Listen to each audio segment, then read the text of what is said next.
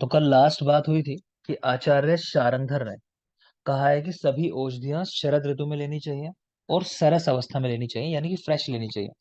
लेकिन वमन और विरेचन के लिए बसंत ऋतु के अंत में मेडिसिन लेते हैं। इसके बाद नेक्स्ट देख रहे हो, तो कुछ चीजें याद करनी है, उनको मैं बता दूंगा, उन पे फोकस करना है, बाकी नहीं देखना है आपको।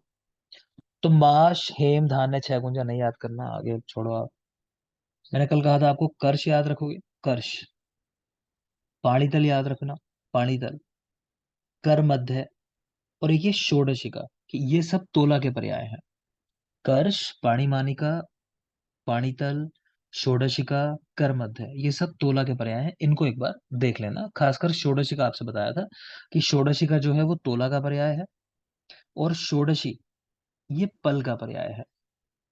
यानी जो बड़ा यूनिट है हमारा पल, जो 4 तोला के बराबर होता है, उसका नाम छोटा है षोडशी। क्लियर। और तोला जो है उसका नाम बड़ा है, षोडशिका, ऐसा करके। तो ये देख लेना। बाकी कुछ इसमें खास नहीं है। बिल्व देख सकते हो आप चाहो तो, बिल्व, और एक ही प्रकुंच देख लेना, क्योंकि आगे यूनिट मिलेगी आपको जब बस्ती पढ़ाऊंगा पंचकर्म में, तो प्रकुंच यूनिट भी मिलेगी। तो ये पल के पर्याय होता है। पल 4 तोला के बराबर होता है। ठीक है। नेक्स्ट देख लो, एक कुड़व कितना होता है? एक कुड़व, तो कह रहे हैं एक अंजलि के बराबर होता है। एक अंजलि या एक कुड़व बराबर है, कुड़व यानी 16 तोला के बराबर होता है वैसे। ठीक है। तो एक अंजलि मतलब एक कुड़व। 2 अंजलि कोई कह दे तो 8 पल, छोड़ो चलो, इतने खास बात नहीं। कुड़व याद कर लो, मेनली एक अंजलि कुड़व के बराबर होता है।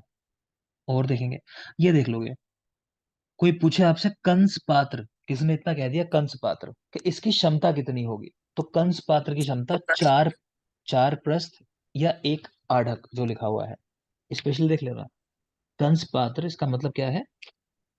कंस पात्र का मतलब एक आढ़क या 4 प्रस्थ की बात कर रहे हैं जी। सेम बात भाजन, कि भाजन या कंस पात्र कोई कहे आपको, तो समझना है कि 4 प्रस्थ उसकी क्षमता है उस बर्तन की। 4 प्रस्थ। क्लियर।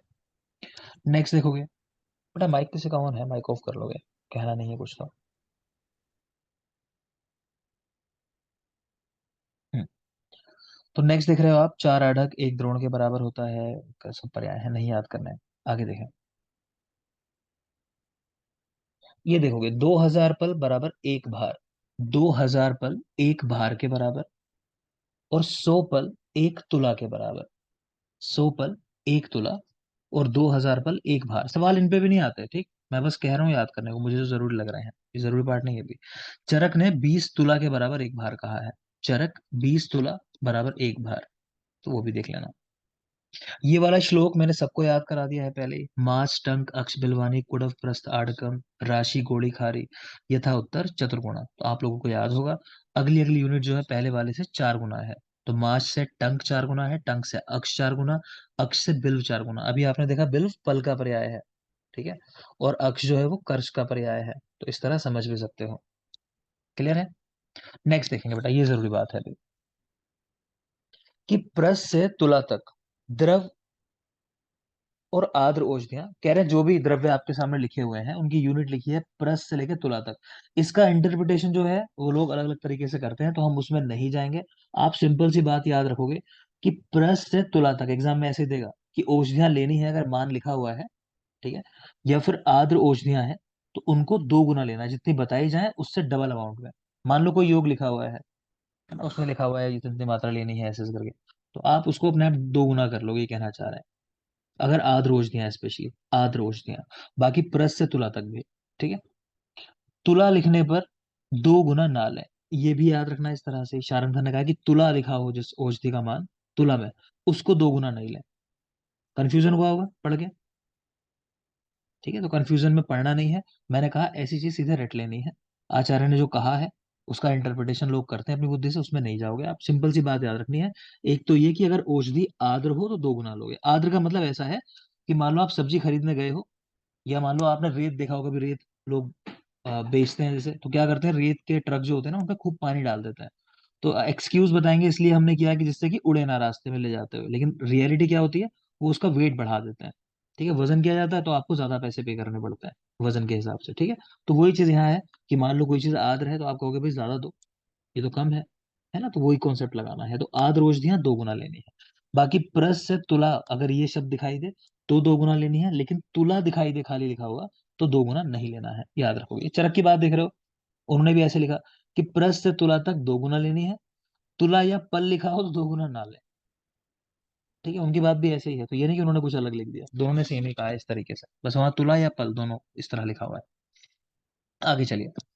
4 अंगुल चौड़ा और गहरा पात्र जो होता है वो कुड़व पात्र होता है। ठीक है, 4 अंगुल चौड़ा और गहरा तो कुड़व। समझ गए कि 16 तोला के बराबर होगा 4 अंगुल चौड़ा और गहरा पात्र जो है। मान दो होते हैं, बात कर चुके हैं हम लोग, एक कालिंग मान है एक मागध मान है। बोलो चरक कौन सा फॉलो करते हैं? मागध। मागध मागध मान। मान। ठीक है, तो कालिंग मान सुश्रुत फॉलो करते हैं, नीचे लिख सकते हो वहां सुश्रुत, और मागध मान के सामने चरक लिख सकते हो। तो कालिंग मान को सुश्रुत फॉलो करते हैं, मागधी मान को चरक फॉलो करते हैं, और यही वाला श्रेष्ठ समझा जाता है। सभी औषधियां शुष्क व नवीन ले, आर्द्र लेने पर दो गुना ले। देखो चारणधर ने पहले कह दिया कि सभी औषधियां शरद ऋतु में लेनी चाहिए और सरस अवस्था में लेनी चाहिए, जूसी वैसी लेनी चाहिए।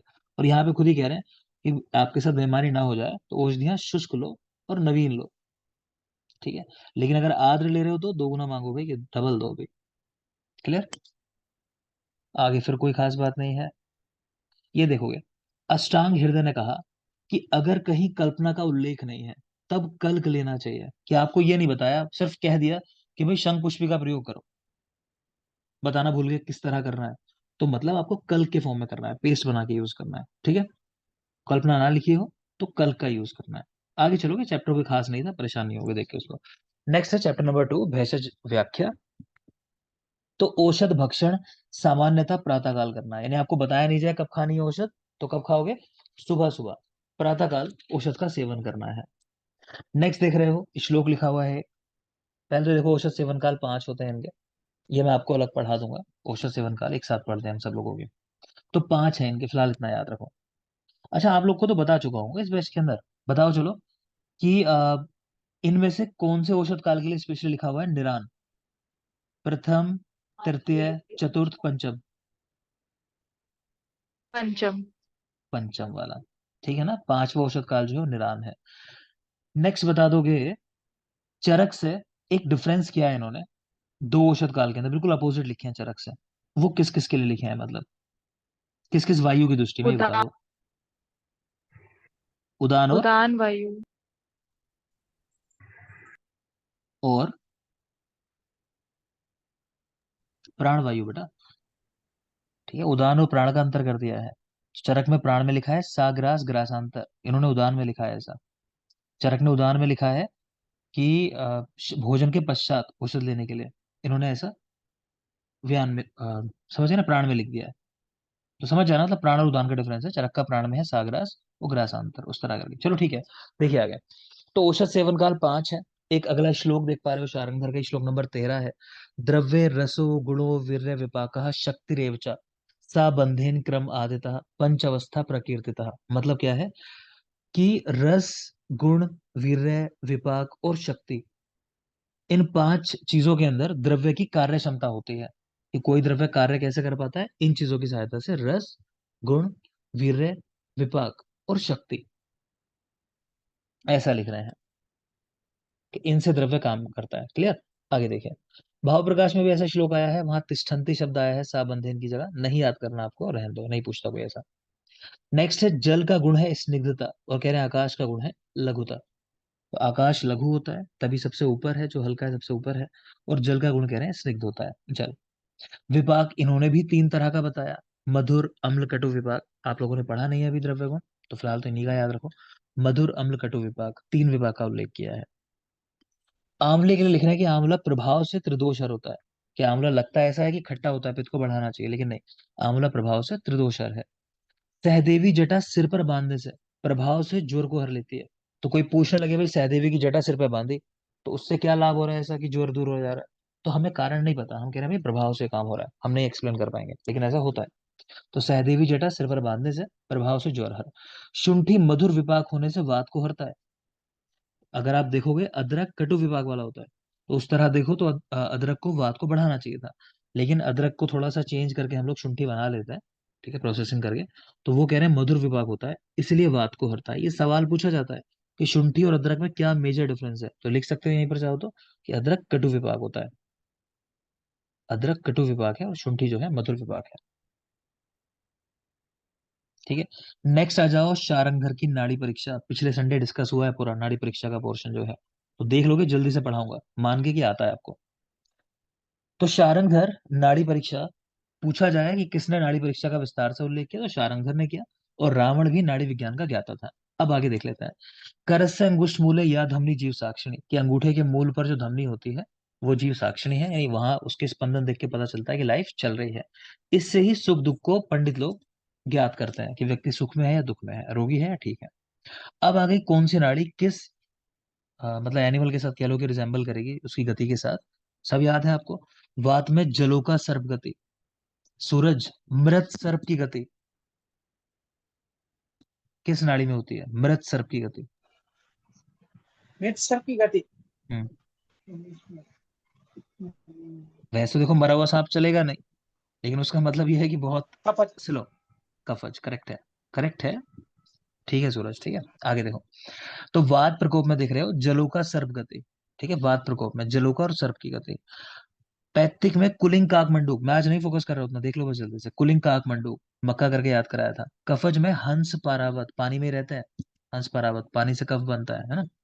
सन्निपात में लावा तित्तिरवर्ती, इनके जैसी गति होती है, लावा तित्तिरवर्ती। दुई दोषज, कादा कभी खुशी कभी गम, कदाचित मंद गम ना कदाचित वेग वाहिनी, कभी हल्की कभी वेग से चलती है। असाध्य, हंती चा स्थान विचेयता, अपने स्थान से हट जाए। स्थितवा स्थितवा चलती है, रुक रुक के बार बार चलने लगे।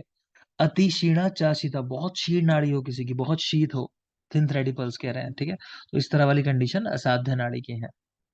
ज्वर में नाड़ी कैसी होती है, तो उष्ण और वेग के साथ चलती है, जानते हो टेम्परेचर बढ़ जाता है बॉडी का भी।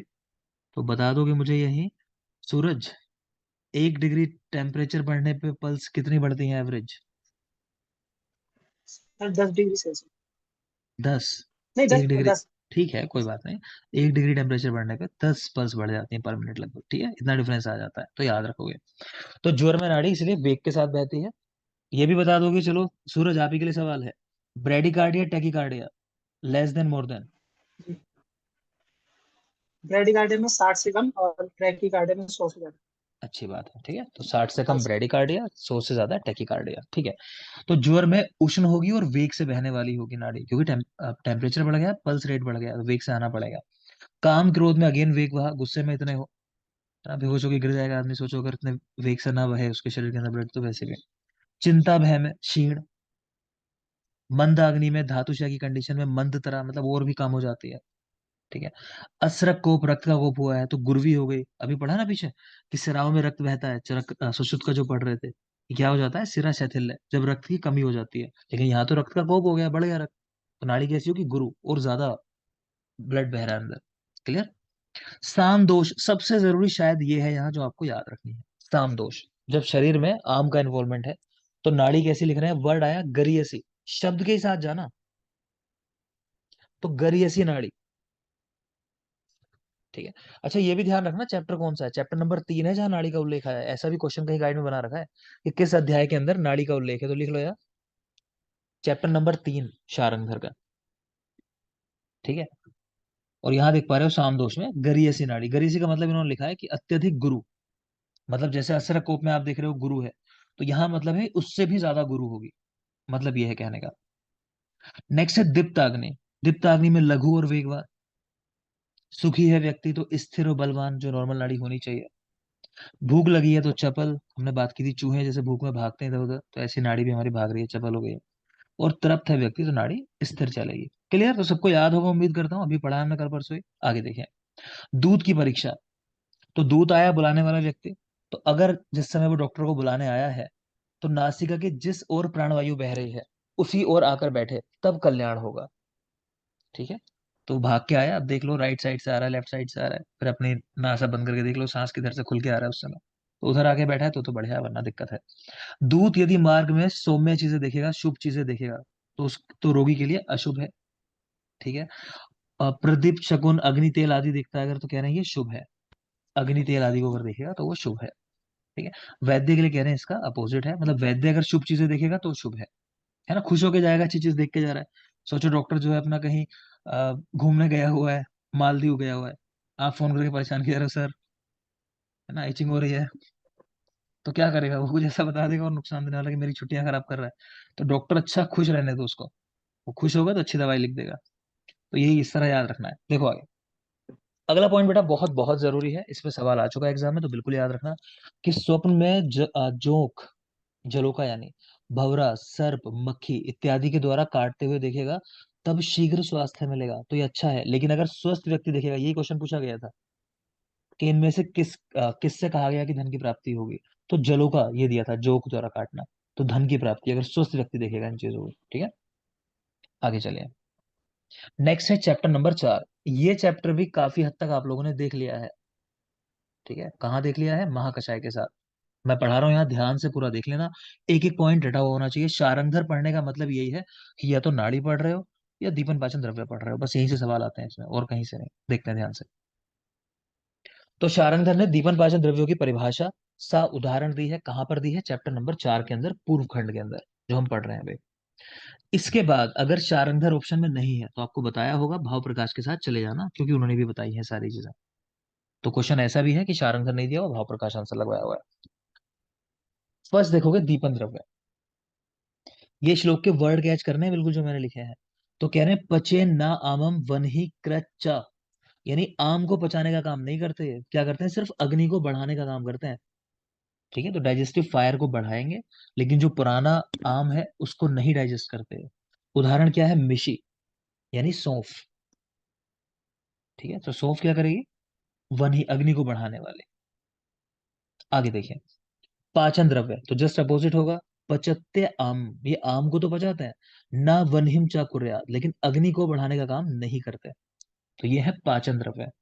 उदाहरण, नाग केसर। कोई बता पाएगा बॉटनिकल नेम इसका? दे रखे हैं याद करने को। मैसोफेरा, मैसोफेरा। मेसोफेरा, अच्छी बात है। ठीक है ना, तो याद करते रहना बॉटनिकल नेम भी डेली, ले आओ रिवीजन में। तो पाचन द्रव्य जो आम को पचाए, नाम ही है पाचन, तो पचाएंगे, रटने की कोई जरूरत नहीं है, समझ में आ रहा होगा नाम पढ़ के। ठीक है, अग्नि को नहीं बढ़ाएंगे। उदाहरण है नाग केसर इसका। नेक्स्ट है दीपन पाचन, दोनों काम करने वाले, तो चित्रक उदाहरण लिखा हुआ है, कुछ खास है नहीं श्लोक में, तो बस उदाहरण लिख दिया, चित्रक दोनों काम करता है। नेक्स्ट है संशमन द्रव्य, सभी की याद होगा, कई बार बताया है। बोलो संशमन द्रव्यों में किस महाभूत की प्रधानता होती है? आकाश। आकाश महाभूत, बहुत अच्छा। ठीक है, तो संशमन द्रव्य विषम दोषों को सम कर दें, उदाहरण है अमृता यानी गुडुचि। ठीक है, तो वल्ली के उदाहरण में आपने वहां देखा है। नेक्स्ट है अनुलोमन द्रव्य, कृत्वा पाकम मलानाम, मलों का पाक करें और उसके बाद अधोमार्ग से उसको बाहर निकाल दें। ठीक है, तो अनुलोमन द्रव्य बहुत जरूरी बात है बेटा, मल को पका के निकालते हैं, बिल्कुल ध्यान रखना है श्लोक का शब्द, कृत्वा पाकम मलानाम, मलों को पकाकर जो अधोमार्ग से बाहर निकालें, तो वो है अनुलोमन द्रव्य। ठीक है, इसका उदाहरण नहीं लिखा है यहाँ पे, लिख लो आप, हरित की लिख लो सामने, हरित की बता रखा है कई बार आपको। नेक्स्ट आ जाएंगे श्रंसन। श्रंसन, देखो श्रंसन, विरेचन, भेदन, बहुत सारी टर्म मिलेंगी। इन जनरल जब मैं आपको कहीं भी पढ़ाऊंगा ना, तो हम कोई भी टर्म मिले, सबका मतलब हम ये मान लेते हैं कि विरेचन की बात चल रही है। ठीक है, लेकिन शारंगधर ने बिल्कुल स्पेसिफिक शब्द बता दिए हैं, तो यहां से जब परिभाषा है तो आपको एग्जैक्ट पता होना चाहिए क्या कह रहा है। तो फर्स्ट लिखा है बेटा, श्रंसन द्रव्य कौन से होता है? तो क्या कह रहा है? पक्तव्यम यद पक्तवैव श्लिष्टम कोष्ठे मलादिकम, मतलब पचने योग्य मल मूत्र आदि को बिना पचाए ही निकाल दे, यानी इतने स्ट्रॉन्ग द्रव्य है, कह सकते हो आप बहुत स्ट्रॉन्ग विरेचन करा रहे हो कि इतना टाइम नहीं मिल रहा कि द्रव्य पचे, तो बिना पकाए ही निकाल दे। लेकिन श्लोक के शब्दों में जाना, पक्तव्यम यद पक्तवैव श्लिष्टम कोष्ठे मलादिकम, आगे करके है नयत्याधा शरंसनम, के नीचे अधोमार्ग से निकाल दे। ठीक है, पकते हुए या पकने वाले भविष्य में जो द्रव्य हैं उन सबको बाहर निकाल दे। क्लियर, तो याद रखना इसको, ये वर्ड याद रख सकते हो, श्लिष्टम कोष्ठे, हम तो यहां से इसको कैच करते थे, ये कोष्ठ में चिपके हुए जो मल है उनको भी निकाल दे, श्लिष्टम कोष्ठ है। तो वो कौन से हैं? श्रंसन द्रव्य। उदाहरण बहुत जरूरी, कृतमाल यानी अम्लतास, शायद ध्यान आ रहा होगा, बताओ, 12 वर्ष तक के बालकों में विरेचन के लिए। अम्ल अम्लतास। क्लियर, आर्गवत। आरगवत, कृतमाल, अम्लतास सब उसी के पर्याय हैं, 12 वर्ष तक के बच्चों में विरेचन कराने के लिए यूज होता है। तो उदाहरण बिल्कुल याद रखोगे। नेक्स्ट आता है बेटा भेदन द्रव्य। तो भेदन में क्या लिख रहे हैं? मलादिकम बद्धम यद अबद्धम वा, पिंडितम मलय भित्वा अधा पात्यति, ऐसा करके श्लोक है। हिंदी देखो, मल मूत्र आदि को बद या अबद या पिंडित रूप में भेदन करके जो बाहर निकालता है, तो कुल मिला के बद अबद पिंडित कैसे भी फॉर्म में मल हो उसको तोड़ के मतलब बाहर निकाल दे, इसमें क्षमता है। भेदन मतलब तोड़ दे, चीजों को बाहर निकाल दे। तो यहाँ पिंडित वर्ड याद रख सकते हो चाहो तो। ऊपर श्लिष्टम को उष्ट था, यहाँ पिंडित एक वर्ड है कि पिंड के रूप में निकाल दे तोड़ के। जैसे आप कोई चीज तोड़ते हो ना, तो वो ऐसा तो नहीं है कि बिल्कुल फाइन होके निकलती है। टूटी हुई चीज कैसी होती है, तो मोटे मोटे टुकड़े होते हैं, है ना। तो पिंड का मतलब वही है कि मल को पिंड के रूप में निकाल दे, इस तरह करके। तो मलादिकम बद्धम अबद्धम व पिंडित मलय, तो याद रखना इस तरह इस फॉर्म में निकाले तो उनको बोलते हैं भेदन द्रव्य। उदाहरण है इसका कुटकी, बिल्कुल याद रखोगे कुटकी। कुटकी के बारे में चाहो तो ब्रैकेट में एक शब्द लिख सकते हो कि मुख्यतः पित्त का विरेचन कराती है कुटकी। पित्त विरेचक है मेनली। ये सवाल आ चुका है। नेक्स्ट देखते हैं रेचन द्रव्य। अगेन रेचन भी ऐसा ही है, विरेचन जैसे ही। देखते हैं, विपक्वम यद पक्वम व मलादि द्रवताम नए। इसको कैसे कैच करोगे, ये द्रवता वर्ड कैच करना है कि लिक्विड जो पार्ट है मल के अंदर उसको बढ़ा के जो मल को निकाल दे। तो कह रहे हैं पक्व या अपक्व मल मूत्र आदि को पतला करके, यानी द्रव उसके अंदर मिक्स करके जो बाहर निकाल दे, उसको कहते हैं रेचन द्रव्य। उदाहरण है इसका त्रिव्रत यानी निशोथ, जो क्या कराता है, बोलो कैसा विरेचन कराता है वैसे? सुख विरेचना नाम। सुख विरेचना नाम। सुख विरेचना नाम। क्लियर। अगला जो पेज है ना, ये मैंने आगे दोबारा भी लगा रखा है, आप देखोगे अगर तो इसमें लास्ट में फिर से लगाया मैंने ये पेज। ये लिखा है, ये जो वहां के एक दो समझ में नहीं आ रहे हैं, ठीक है, मैंने यहाँ लिख दिया। खैर वहीं से पढ़ा दे रहा हूँ, अभी तो पढ़ा रहा हूँ, समझ में आ जाएगा आपको। अपना सही कर लेना, कुछ समझ ना आ रहा हो तो। नेक्स्ट आती है बेटा वामक औषधियां। तो कह रहे हैं अपक्व पित्त श्लेष माड़ो बलाद ऊर्ध्वम। समझ में आ रहा है कि अपक्व पित्त को, कफ को बलपूर्वक ऊर्ध्व मार्ग से बाहर निकाल दे, तो वो क्या है, वामक द्रव्य। अच्छा, वामक द्रव्य में खासियत है, हम वमन उन्हीं द्रव्यों का कराते हैं जिनका पाचन नहीं हुआ। पाचन हो गया तो आगे निकल जाएंगे स्टमक से, उसके बाद तो विरेचन का रोल आ जाता है। क्लियर। तो ये चीज ध्यान रखना, यहाँ दोषों को कैसा निकालते हैं, अपक्व फॉर्म में। तो अपक्व पित्त श्लेष्माणु बलात् ऊर्ध्वम नियते, मतलब बाहर निकालते बलपूर्वक, तो उनको कहते हैं वामक औषधि। और आप जानते हो कि वमन द्रव्यों में मदन फल श्रेष्ठ है। क्लियर। नेक्स्ट है संशोधन औषधि। तो संशोधन तो सब तरह का होता है, चाहे वमन करा लो चाहे विरेचन करा लो, सब संशोधन में आ जाता है। तो स्थानाद बहिर्निर्येद ऊर्ध्वम अधोवा मल संचयन, कि जो मल को निकाल दे, चाहे ऊर्ध्व मार्ग से चाहे अधो मार्ग से, कुल मिला के संशोधन हो जाए, चाहे वमन हो जाए चाहे विरेचन हो जाए, तो वो द्रव्य कहलाते हैं संशोधन द्रव्य। उदाहरण लिखा है देवदाली फल, बहुत जरूरी है, बिल्कुल याद करना। सुश्रुत में आपको पढ़ाऊंगा मैं, कई द्रव्य हैं इसके उदाहरण में संशोधन द्रव्य हो गए, फिलहाल बात नहीं कर रहे। आप याद रखो देवदाली फल खा लिया, चार अंतर की बात हो रही है खाली। ठीक है। नेक्स्ट है बेटा छेदन द्रव्य। छेदन द्रव्य, तो कह रहे हैं श्लिष्टान कफ आदिकान दोषान उन्मूल्यति यद बलात्, कि श्लिष्ट यानी चिपके हुए दोषों को, कफ आदि दोषों को जो बलपूर्वक बाहर निकाल दे। शिलिस्टान वर्ड है शिलिस्ट, बेटा अगर नहीं पढ़ पा रहे हो, शिलिस्ट वर्ड लिखा हुआ है, शिलिस्टान। ठीक है। तो शिलिस्टान कफ आदि कान, कि चिपके हुए कफ आदि दोषों को जो बलपूर्वक बाहर निकाल दे, वो छेदन औषधि है। उदाहरण लिखा है शार मरिच और शिलाजीत।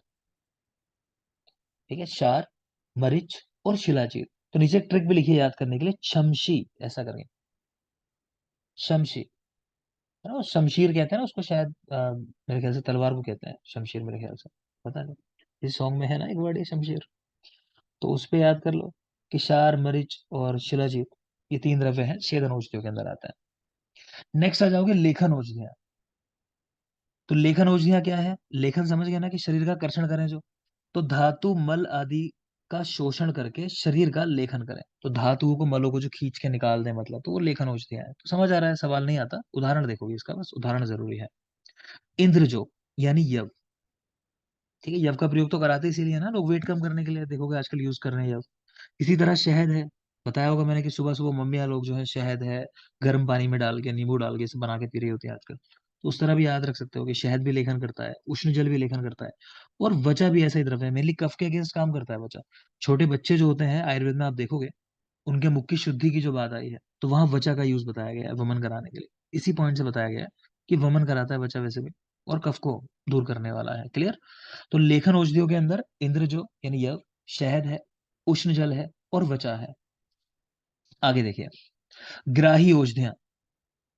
तो ग्राही और स्तंभन दोनों की बात हो गई है कि ग्राही औषधियां भी मल को रोकती हैं, स्तंभन औषधियां भी मल को रोकती हैं। ग्राही औषधियां अग्नि महाभूत से और स्तंभन औषधियां वायु महाभूत से। तो देख लो वही लिखा है इसके अंदर कि ग्राही औषधियां दीपन पाचन कराती हैं क्योंकि इनके अंदर उष्ण गुण होता है, तो उससे ये द्रव का शोषण कर लेती हैं। उदाहरण में लिखा है शुंठी, जीरक और गजपिपली। तो हम याद रखते हैं कि सुनो, जरा गजपिपली ग्रहण कर लो, थोड़ी सी गजपिपली ले जाओ, कि सुनो यानी शुंठी, जरा यानी जीरक, गजपिपली यानी गजपिपली, ग्रहण कर लो मतलब ग्राही द्रव्यों के उदाहरण। तो सुनो जरा, गजपिपली ग्रहण कर लो। शुंठी, जीरक, गजपिपली ग्राही औषधियों का उदाहरण है। नेक्स्ट है स्तंभन औषधियां। तो वायु महाभूत की प्रधानता होती है, तो वायु के गुण देख लो आप, रूक्ष, शीत, कषाय, लघु, सब वायु के गुण हैं। तो कह रहे हैं ये गुण होते हैं, तो वात को बढ़ाकर मल आदि का स्तंभन हो जाता है इसकी वजह से। ठीक है। उदाहरण है इसके वत्सक और टुंटुक, याद रखना जो नाम आए हैं, वत्सक और टुंटुक उदाहरण में। नेक्स्ट आ जाओगे रसायन औषधियां। तो रसायन चा तज गेयम, यह जरा व्याधि नाशनम। जो जरा यानी ओल्ड एज को ना आने दे, कोई व्याधि है तो उसको भी ठीक कर दें, तो वो मेनली रसायन औषधियां होती हैं। तो जरा व्याधि नाशनम इनकी परिभाषा है, ये याद भी रखना इसको, शारंगधर की। ठीक है। उदाहरण लिखा है, हम इसको ऐसे याद रखते हैं कि आजकल आईपीएल चल रहा है जैसे, है ना। तो शारंगधर ने गुगली बॉल फेंकी होगी, गुगली आती होगी इसको, तो शारंगधर की गुगली से हारी अमृता रोती है ना। तो अमृता रोने लगी, इसकी गुगली बॉल से आउट हो गई होगी। ठीक है। तो शारंगधर की गुगली से हारी अमृता रोती है। तो शारंगधर ने कहा है, ठीक है, गुगली से हारी यानी गुगलू हरित की, अमृता यानी अमृता, रोती है मतलब रुदंती। तो ऐसा याद रखोगे रसायन औषधियां। नेक्स्ट है वाजीकरण औषधियां। तो वाजीकरण औषधियां हैं जो हर्ष करने वाली होती हैं। हर्ष वर्ड को ध्यान रखना, हर्ष दो तीन जगह आप ये शब्द देखोगे जहां सवाल पूछे जाते हैं। एक लिख लोगे चाहे तो सामने ही, कि धार्मिक क्रियाएं हर्ष करने वाली, जो धार्मिक क्रियाएं हैं, अच्छे काम है, उससे आपको खुशी मिलती है, हर्ष करने वाली होती है।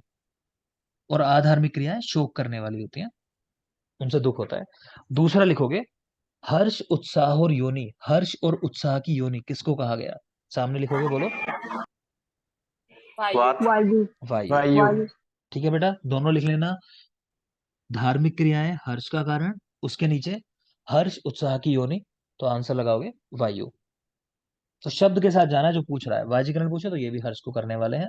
उदाहरण लिखा है नागबला और कपिकच्छु।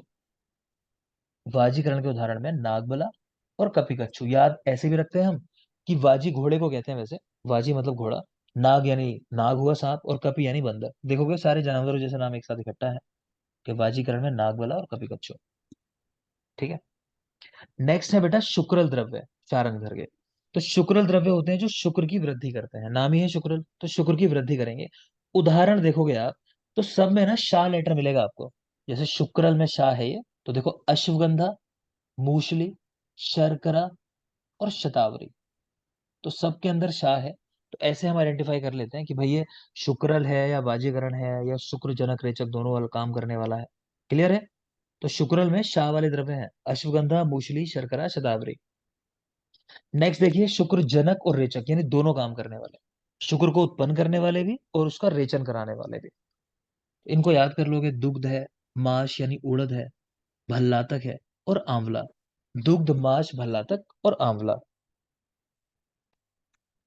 ठीक। आगे देखते हैं। रवि बेटा कुछ कहना चाहते हो या गलती से माइक ऑन हो जा रहा है बार बार। रवि। ठीक है, गलती से ऑन हुआ था मतलब, ठीक है। सर वैसे का मतलब ये होता है, क्या बोल रहे हैं सूरज। रेचक का मतलब क्या होता है? रेचक। किसका मतलब। रेचक रेचक। रेचक। रेचक। रेचक मतलब परगेशन कराना या मतलब बाहर निकालना, इस तरह समझो। ठीक है ना, जो रेचन होता है विरेचन जैसे, वहीं से लेना है। ठीक। आगे देखोगे तो शुक्र जनक रेचक, तो ये शुक्र को बनाने वाले भी, उसका रेचन कराने वाले भी। तो दुग्ध है, माश, भल्लातक और आंवला देख लेंगे। आगे देख रहे हैं वाजीकरण द्रव्य।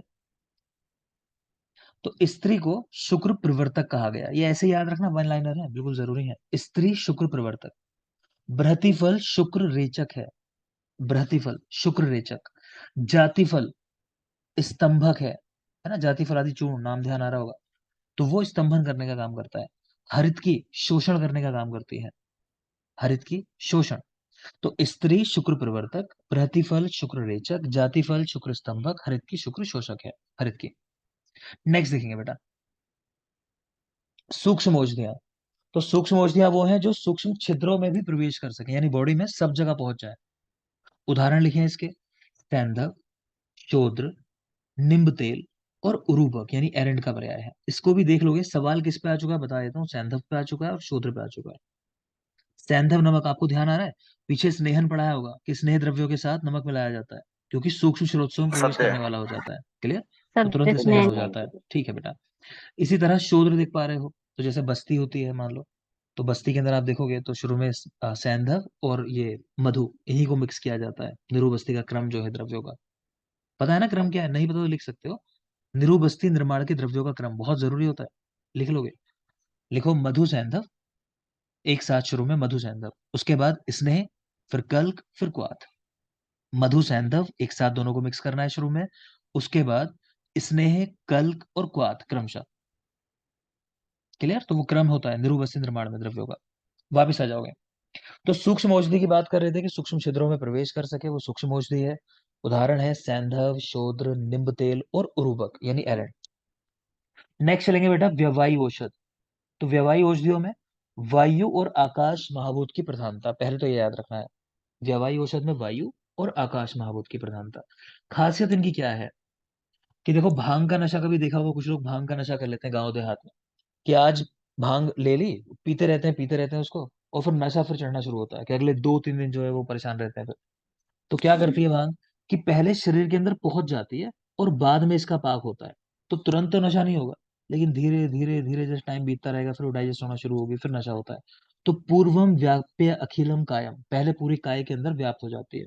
ततः पाकम च गच्छति, उसके बाद इसका पाक होना शुरू होगा, फिर इम्पैक्ट आना शुरू होगा। क्लियर?